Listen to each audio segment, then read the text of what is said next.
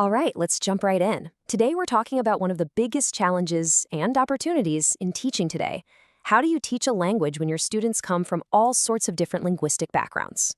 Let's break it down. Okay, so to guide us through this, we're actually going to be using an excerpt from a teacher training textbook. It's a fantastic resource because it gets right into the real world, everyday issues that educators are up against. So here's our game plan. First, we're going to get the lay of the land with India's incredible linguistic landscape.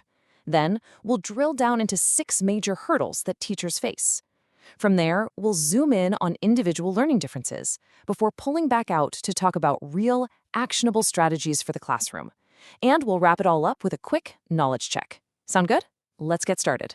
All right, first things first, we have to understand the context, right? And this context is the incredible, vibrant, and sometimes complex linguistic landscape of India. This really sets the stage for everything else we're going to talk about. And here is the absolute key idea right out of the gate. This is a mindset shift. According to India's national curriculum framework, having a classroom full of students speaking different languages, well, that's not a problem. It's a resource. It's a golden opportunity for every kid to make new connections and build a richer understanding of the world. Okay, so if diversity is a resource, what are the challenges that come with it on the ground? Well, our source material boils it down to 6 major hurdles that English teachers in India face pretty much every single day. First up, and this one will probably sound familiar to a lot of teachers out there, overcrowded classrooms.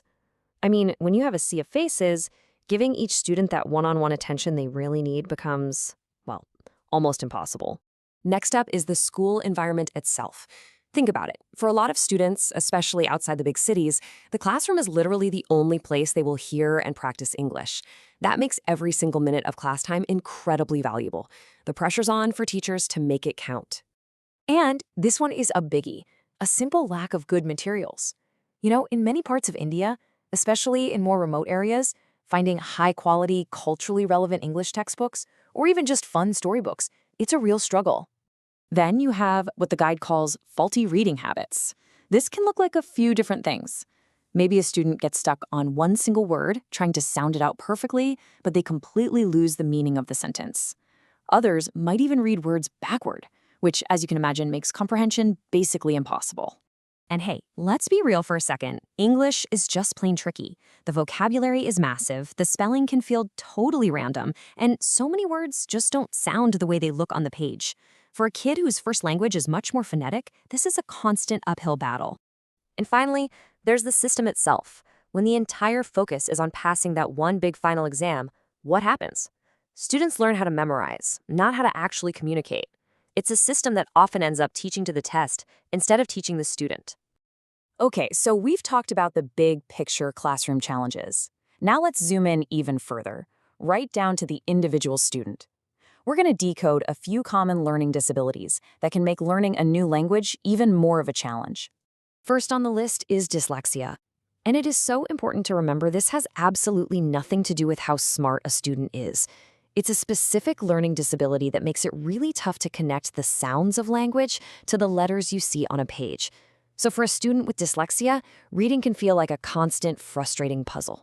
Next, we have dysgraphia. This is a learning disability that impacts writing. It can show up in a couple of ways.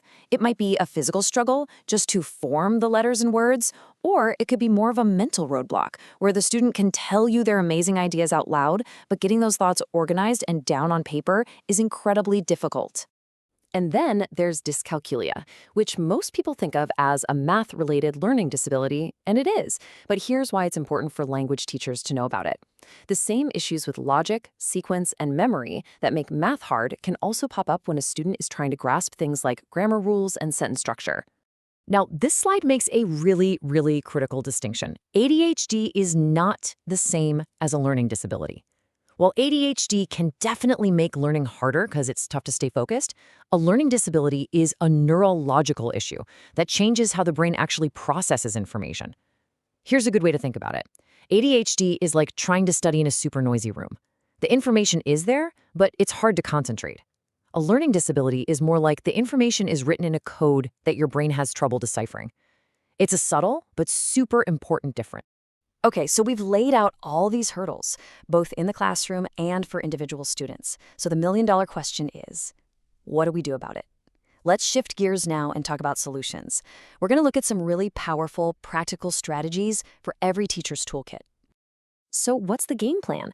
Well, as you can see here, it's not one silver bullet. It's really about creating a whole classroom ecosystem where every student feels safe and supported. It means getting students talking with interaction sessions, not just lecturing at them.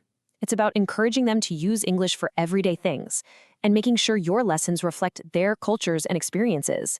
And a big one, being really thoughtful about how you correct errors, so you're building confidence, not crushing it. All right, you've been listening patiently. Now it's time for a quick knowledge check. This question is pulled straight from our source material, so it's a great way to see if these ideas are sinking in. Let's see how you do. Okay, have a look at the question. The key word here is not. We're looking for the one option that is not a core principle for helping students with learning difficulties. Take a second. What do you think? And the correct answer is number 3, teacher offering tuition at home. Now, while private tutoring can absolutely be helpful, it's not considered a fundamental pedagogical principle.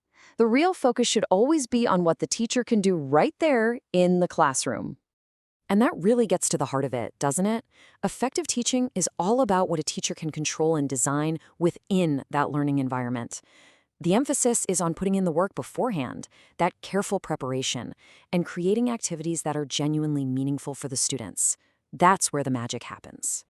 So, we started this whole conversation with the idea that diversity is a resource, a strength.